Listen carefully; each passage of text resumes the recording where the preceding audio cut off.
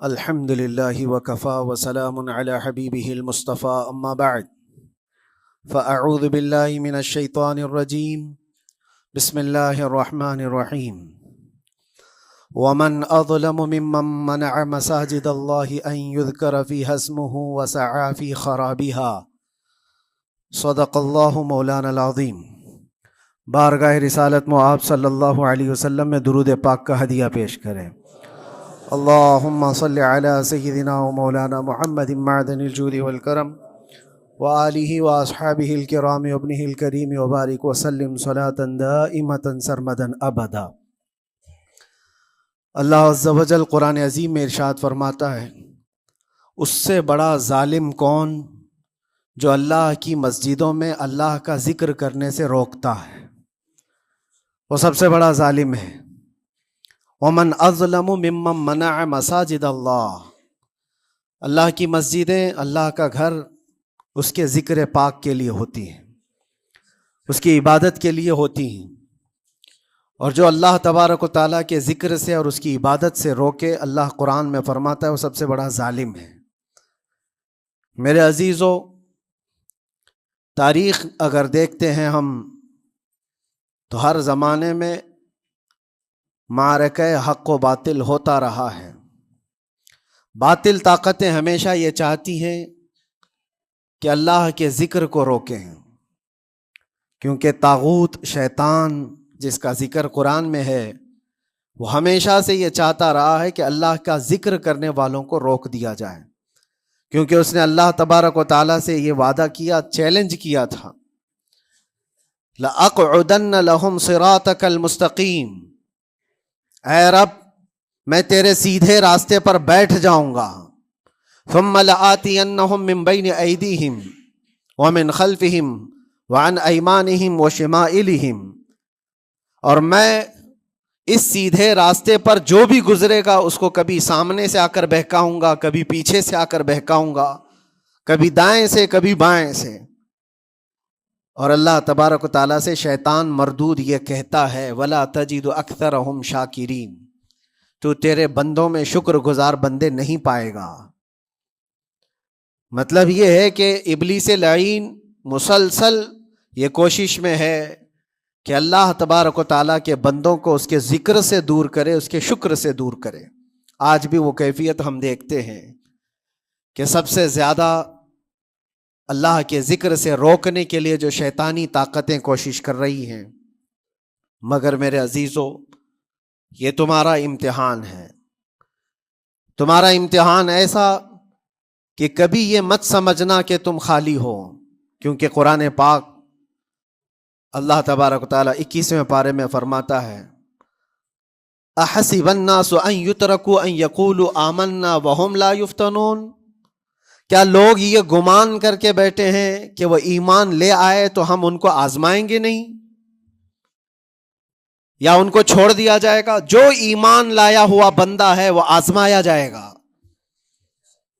ایمان اگر تمہارے پاس ہے تو تمہیں امتحان سے بھی گزرنا ہی ہوگا۔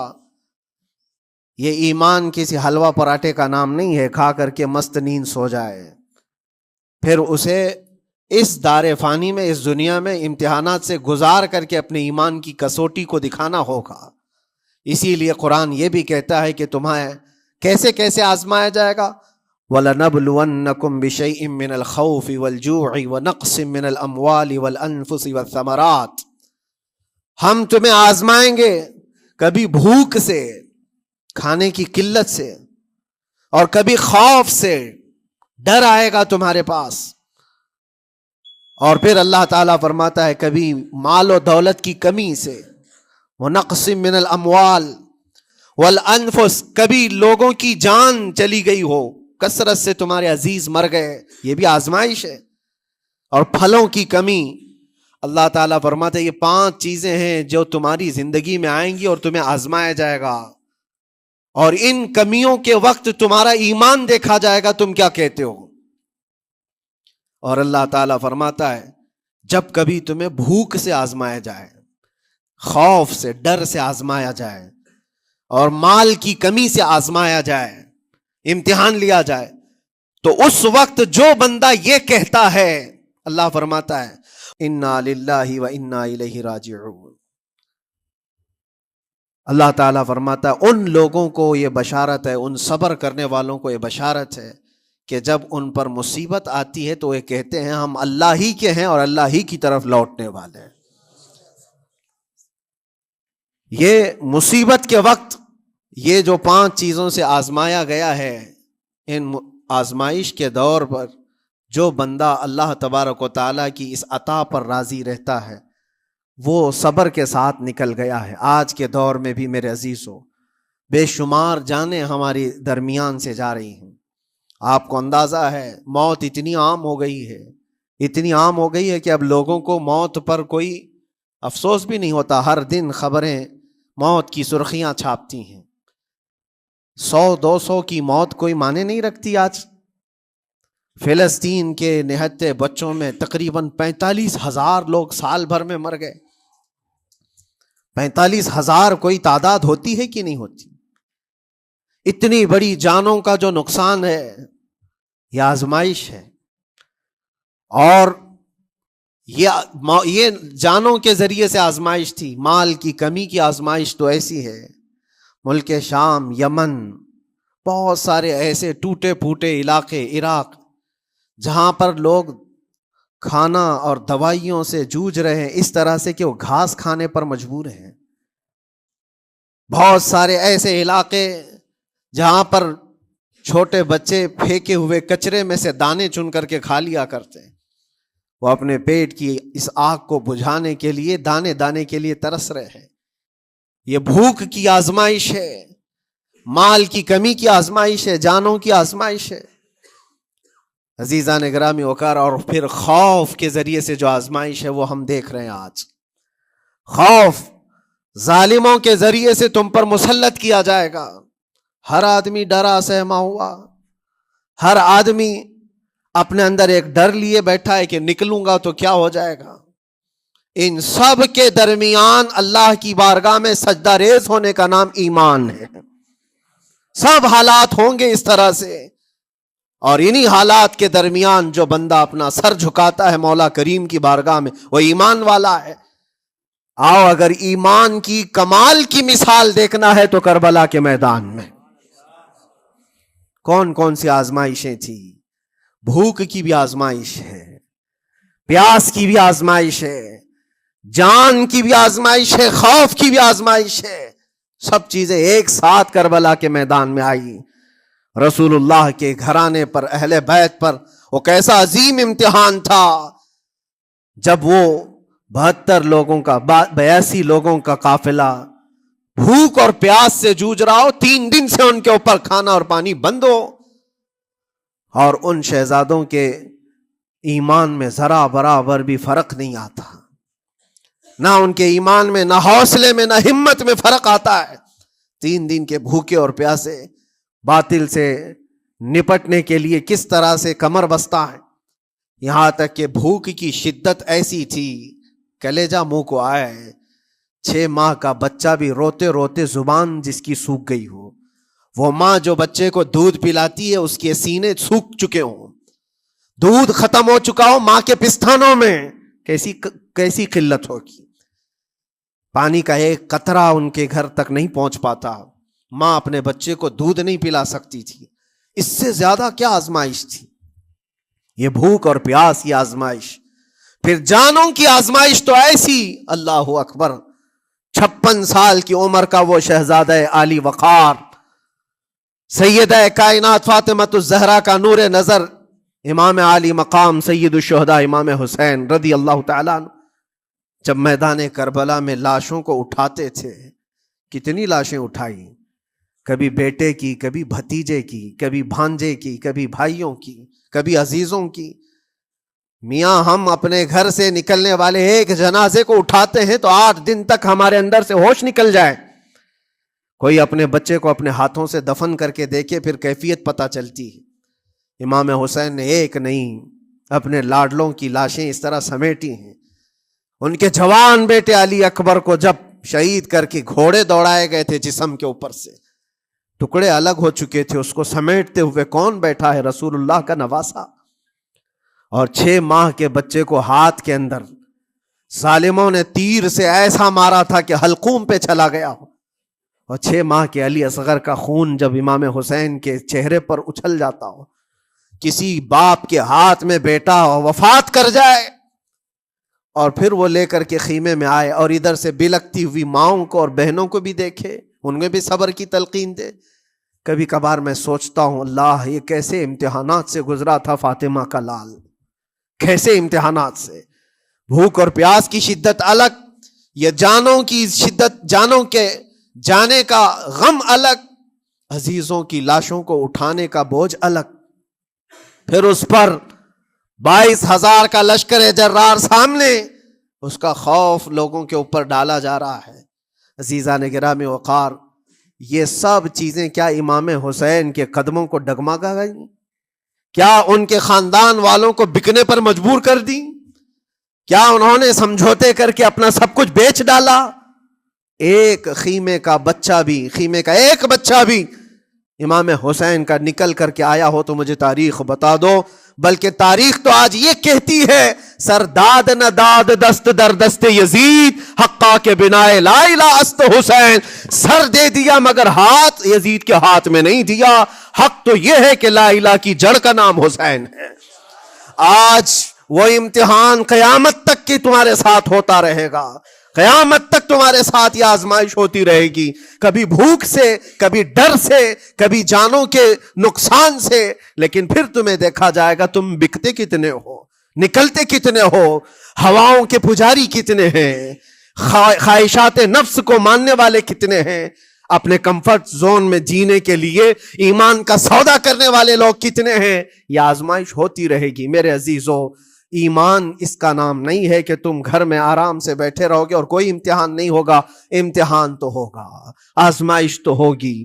آج جو بھی حالات ہیں اس پر میں یہی کہوں گا، ایک بات ہو سکتا ہے کروڑوں مسلمانوں کے دلوں میں آج یہ نروس پن آئے، اتنے برے حالات ہوتے ہیں، اللہ ہمارے ساتھ ہے یا نہیں؟ اللہ ہمارے ساتھ ہے یا نہیں؟ ایمان ہمارا صحیح ہے یا نہیں؟ اسلام صحیح ہے یا نہیں؟ یہ شک بھی شیطان تمہارے دل میں ڈالتا ہے۔ کبھی تمہارے اوپر مصیبتوں کے پہاڑ ٹوٹ جائیں تو شک ڈالتا ہے شیطان تاکہ تمہارا ایمان ڈگمگا جائے۔ میرے عزیزو، مسلمان ہونے کا مطلب یہ نہیں ہے کہ تم صرف محلات میں جیو گے اور تخت و تاج کے مالک ہی رہو گے، ایسا نہیں ہے۔ ایمان والوں کو احد میں 70 جانیں بھی دینی پڑی ہے، بدر میں ان کے ساتھ جو معاملات ہوئے ہیں، فتح اگرچہ بدر میں ہوئی لیکن جنگ احد کا اگر منظر دیکھو گے، اللہ اکبر، وہ رسول پاک صلی اللہ تعالی علیہ وسلم کے شہدائی صحابہ جب احد کے میدان میں کھڑے تھے، 70 صحابہ کی ایسے جانیں گئی ہیں، اگر میں تفصیل بتاؤں تو بہت لمبا وقت ہوگا۔ ایک صحابی ہیں حضرت انس بن نزیر، پورے جسم میں ایک انگلی کے علاوہ کچھ نہیں ملا، کچھ نہیں ملا، شہادت کی ایک انگلی سے ان کو پہچانا گیا۔ حضرت سعد بن ربیع، یہ ایسے صحابی ہیں جن کا پیٹ پورا پھاڑ دیا گیا تھا اور 12 نیزے مارے گئے تھے۔ وہ سید الشہداء امیر حمزہ بھی تو اسی احد کے میدان میں شہید ہوئے، جن کو بھالے سے مارا گیا اور چیر کر کے ان کا کلیجہ چبایا گیا تھا۔ عبداللہ بن جہش اسی میدان میں انتقال کیے ہیں، جن کے جسم کے 80 ٹکڑے کر دیے گئے تھے اور ہر ٹکڑے کا ہار بنا کر ظالموں نے پہنا تھا، ہار بنا لیا تھا جسموں کے۔ یہ سارے منظر احد کے میدان میں ہوئے، اور کون سے ایمان والے؟ وہ رسول اللہ کی اقتداء میں نماز پڑھنے والے، حضور پاک کے چہرے انور کو دیکھنے والے۔ جب ان کے ساتھ یہ آزمائشیں ہو سکتی ہیں تو ہم کون سی گاجر مولی ہیں؟ ہمارے ساتھ بھی آزمائشیں ہوں گی۔ جس کا جیسا ایمان ہوگا ویسا وہ امتحان بھی دے گا، اسی امتحان سے وہ گزارا جائے گا۔ مگر میں آج کروڑوں مسلمانوں کے دلوں کے بارے میں یہ بات کہنا چاہتا ہوں کہ اگر نروس پن ہے کہ یہ حالات ایسے کیوں ہیں، حالات ہر زمانے میں ہوتے رہیں گے۔ ستیزہ کار رہا ہے ازل سے تا امروز، شرار ابو لہبی سے چراغ مصطفی، ہماری تاریخ ہے، یہ تاریخ ہے میرے عزیزو۔ اللہ تعالیٰ قرآن میں فرماتا ہے وَتِلْكَ الْأَيَّامُ نُدَاوِلُهَا بَيْنَ النَّاسِ، یہ دن ہیں جو ہم لوگوں کے درمیان پلٹتے رہتے ہیں، کبھی تم بادشاہ بنو گے، کبھی فقیر بن جاؤ گے، اور آج جو تخت پر ہیں ہو سکتا ہے وہ کل ڈگر ڈگر گھوم رہے ہوں۔ آج جن کو طاقت کا نشہ ہے ہو سکتا ہے وہ بھیک مانگنے پر بھی مجبور ہو جائے. لیکن ایک بات یاد رکھنا، نروس پن اپنے دل میں آنے نہ پائے. ان حالات سے دیکھ کر کے گھبرا نہ جانا. ایمان تمہارا سچا ہے، اللہ کل بھی تمہارے ساتھ، آج بھی تمہارے ساتھ. بس تمہاری عبادت میں فرق آنے نہ پائے، تمہارے سجدوں میں کمی ہونے نہ پائے، تمہارے ایمان میں تزلزل آنے نہ پائے. اللہ ایک ہے تو ایک ہے، اللہ سچا ہے تو سچا ہے. میں نے اللہ کو نہیں دیکھا لیکن اللہ پر ایمان ضرور ہے. یہ یقین اور یہ عقیدہ تمہارا مضبوط رہے. ہاں ہمیں معلوم ہے، کچھ لوگ ہم سے پوچھتے بھی ہیں، اللہ تبارک و تعالیٰ پوری کائنات کا مالک جس نے ہر چیز پیدا کیا اور اس کی عبادت کرنے والے ہو آپ، لیکن پھر اسی اللہ رب العزت کی یہ مسجدیں کیوں ڈھائی گئی؟ کیوں مسجدوں کو ختم کیا جا رہا ہے؟ اللہ کے ذکر کو روکنے کے لیے طاقتیں پوری مسجدوں کو ڈھانے کی کیوں بات کرتی ہیں؟ پھر اللہ کچھ کیوں نہیں فرماتا؟ میرے عزیزو، یہ کائنات ہے جس کو اللہ نے اسباب پر بنا کر بھیجا ہے اور تمہیں عمل کے لیے بھیجا گیا ہے. تمہارا عمل دیکھنا ہے، تم کتنے پابند ہو، تم کتنے اپنی حفاظت کرتے ہو، تمہارے ایمان کی، تمہاری عبادتوں کی، تمہاری مسجدوں کی. تم مسجدیں خالی کر کے گھوم رہے ہو، فجر کی نماز میں اپنے گھروں پر سوئے ہو اور پھر اللہ کے گھروں کی حفاظت کی بات کر رہے ہو کہ مسجدوں پر آکرمن ہوتا ہے. یہ ساری باتیں کیوں؟ تم جب ان صفوں کو خالی کر دو گے، یہ مسجدیں چیخ چیخ کر پکارتی ہیں اللہ کی بارگاہ میں. پل بھر میں بنا لی، شب بھر میں بنا لی مسجد تو ایمان کی حرارت والوں نے. من اپنا پرانا پاپی تھا، بچپن سے نمازی بن نہ سکے. مسجدیں بڑی بڑی شاندار بنا لینا اور اس کو آباد نہ کرنا، یہ بھی تو ظلم ہے. آپ ان مسجدوں کی حفاظت کی جو بات کر رہے ہیں، ان مسجدوں کی حفاظت صرف کمیٹیاں بنانے سے نہیں ہوتی، نمازوں سے ہوتی ہے، اس کے اندر تلاوت قرآن سے ہوتی ہے. عزیزان گرامی، اور پھر یہ بات ان ظالموں کے لیے کہ اگر وہ ہاتھ لگا کر مسجدوں کو اٹھانا پھینکنا اس کو اپنی طاقت کا ذریعہ سمجھتے ہیں تو سمجھ لو تھوڑے دن کی بات ہے. اگر اسی کا نام طاقت ہے کہ عبادت گاہوں کو مسمار کر کے طاقت کے تخت کو بٹھایا جائے، تو یاد رکھنا بڑھتے بڑھتے بڑھتے تمہارا نشہ کہیں تمہیں فرعون نہ بنا دے. اور اگر فرعون بن گئے تو انتظار کرو، اللہ تعالیٰ بڑے بڑے فرعونوں کو صرف پانی سے ہلاک کرتا ہے. بہت بڑے بڑے نمرودوں کو اللہ تعالیٰ مچھر سے ہلاک کرتا ہے. وہ ابرہہ بھی تو آیا تھا جو کعبہ ڈھانے کے لیے آیا تھا، ہاتھیوں کا لشکر لے کر آیا تھا، جس کا ذکر قرآن پاک میں الم تر کیف فعل ربک باصحاب الفیل. اے محبوب، کیا آپ نے نہیں دیکھا ہاتھی والوں کے ساتھ اللہ نے کیا معاملہ کیا؟ پورا ہاتھیوں کی فوج لے کر آیا تھا کعبے کو ڈھانے کے لیے. ہوا کیا؟ کعبہ کو ڈھانے کے لیے اتنی خطرناک فوج تھی اور مکہ والوں میں لڑنے کی اتنی طاقت نہیں تھی. اللہ کریم نے ابابیل چڑیوں کی ایک فوج کو بھیجا. ہاتھی کہاں اور چڑیا کہاں؟ کوئی مقابلہ ہوتا ہے؟ کوئی مقابلہ ہے؟ تصور میں نہیں آتا. لیکن رب تبارک و تعالیٰ کا ایک دستور ہے، بڑی بڑی طاقتوں کو چھوٹی طاقتوں سے ہلاک کرتا ہے. چھوٹی چھوٹی سی چڑیاں ہیں، ایک ہاتھ میں تمہارے آ جائے، ایک چونچ میں اور دو پاؤں میں کنکریاں لے کر آتی تھی، اوپر سے صرف وہ کنکریاں گراتی، ہاتھیوں کے پیٹ پھٹ جاتے اور آگ لگ جاتی تھی. اللہ تبارک و تعالیٰ کی طاقت کا یہ مشاہدہ، قوت کا ایک ہلکا سا اظہار جو مکہ کی ان وادیوں میں ہوا منا، اور اللہ تعالیٰ فرماتا فَجَعَلَهُمْ كَعَصْفٍ مَأْكُولٍ. اللہ نے ان کو ایسا کر دیا جیسے کھائی ہوئی مرغی ہوتی ہے، نوچ نوچ کر کے کھا کر چھوڑی ہوئی مرغی ہو. پوری فوج کی حالت ایسی ہو گئی تھی. کعبہ مکرمہ کو ڈھانے کے لیے آئے، تب اللہ تبارک و تعالی ظالموں کو کس طرح سے نیست و نابود فرمایا. ہمیں یقین ہے میرے عزیزوں، اللہ تبارک و تعالی وہ ابابیل بھیجنے والا مولا آج بھی زندہ اور ہمیشہ زندہ رہے گا. وہ حی اور قیوم ہے، ہمیشہ سے زندہ ہے اور ہمیشہ زندہ رہے گا. لیکن تمہارا امتحان ہوتا رہے گا، تمہارا امتحان ہوتا رہے گا. اللہ کے نبی صلی اللہ تعالی علیہ وسلم کے لیے مدد آئی ہے تو اس کا مطلب یہ نہیں ہے کہ وہ صرف بیٹھ کر کے مدینے میں دعائیں کرتے تھے. نہیں، عمل کے میدان میں اترے بھی ہیں. صحابہ نے بھوک اور پیاس برداشت کی ہے، کتنے کتنے دنوں تک وہ ایک کھجور پر پورا دن گزارتے تھے.